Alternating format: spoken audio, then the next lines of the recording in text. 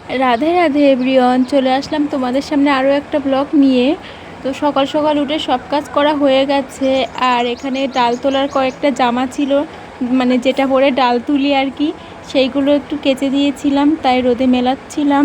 এখন আপাতত ডাল তোলা বন্ধ আছে, সব তুলে শেষ করে ফেলেছি। আবার নতুন করে পাকবে, তারপরে আবার মাঠে যেতে হবে। কিন্তু আমার তো আর কাজের শেষ নেই, আবার সেলাইয়ের কাজ আছে। আর আমাদের ওই বাড়িতে, মানে আমাদের একটা জ্যাঠামশাইয়ের বাড়িতে আবার পূজা আছে, সেখানে ডাকছে বারবার করে।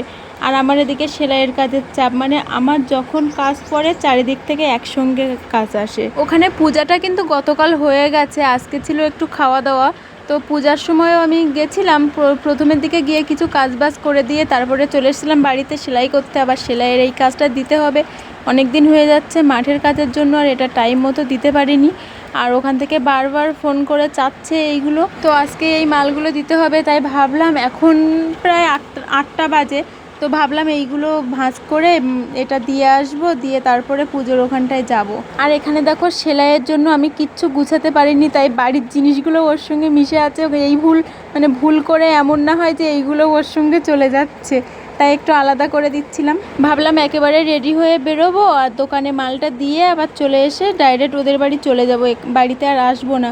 তো সেটা আর করতে হলো না। রাস্তায় বেরিয়ে দেখি আমার বরমশাই গাড়ি নিয়ে যাচ্ছে, যার জন্য ওর গাড়িতে তুলে দিয়েছিলাম, দিয়ে আমি ওখানে ঢুকে গেছিলাম জ্যাঠামশাইদের বাড়িতে। ওই জন্য আমার একটু চাপটা কম হয়েছিল। সব ক্ষেত্রেই সব কাজেরই কিন্তু ভুল হয়, আর আমারও একটা ভুল হয়েছে, মানে ভুল ঠিক না, মানে নাইটির ঝুল একটা সেলাই করতে ভুলে গেছিলাম। এইটা ঝুলটা ছাড়িয়ে গেছে, যার জন্য এটা আবার মেশিনে নিয়ে বসতে হলো।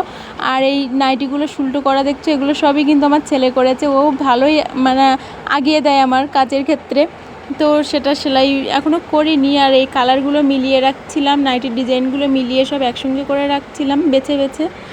একটা ফোন স্ট্যান্ডের না আমার খুবই দরকার, এইভাবে যার তার গায়ে খাটিয়ে খাটিয়ে ভিডিও করা যাচ্ছে না, শুধু দুমদাম করে ফোনটা পড়ে যায়।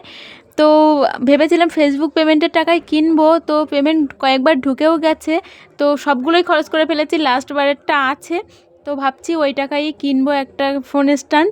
তো কিনলে অবশ্যই তোমাদের জানাবো, এখনও কেনা হয়নি আর টাকাটাও তোলা হয়নি। আজ সকাল থেকে একটাও ভিডিও ছাড়িনি কাজের জ্বালায়, তাই মেশিনের ধারে বসে বসে কাজ বন্ধ করে রেখে ভিডিও আপলোড, মানে ভিডিওটা এডিট করছি।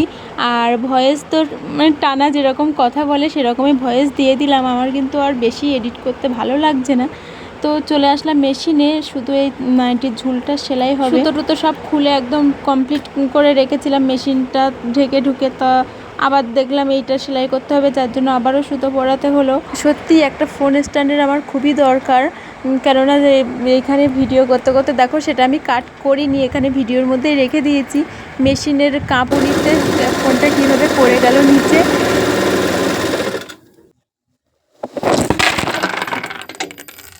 আমি না একটুতেই ভয় পেয়ে যাই, তো ফোনটা পড়ে যাওয়ায় আমি ভীষণ জোরে লাফ দিয়ে উঠেছিলাম। আর এমন একজনকে দিয়েছি ভিডিও করতে, এখানকার ভিডিওটা করতে বলেছে, ওর চারিদিকে ঘোরাচ্ছে। তো ওই যে সবুজ শাড়ি পরা দেখো, ওইটা আমি।